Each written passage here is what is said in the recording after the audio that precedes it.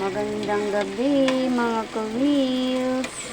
Magluluto ako ngayon ng ulam. Ulam namin ay ginisang corned beef with potatoes. Palalambutin ko lang ang patatas.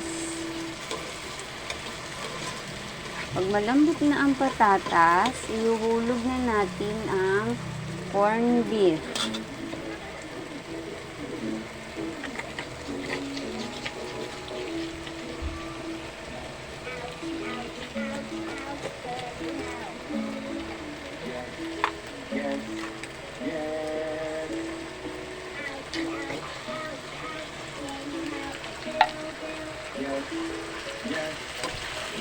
Halu-haluin. Then, lalagyan na natin siya ng pampalasa, seasoning. Thank you for watching, guys.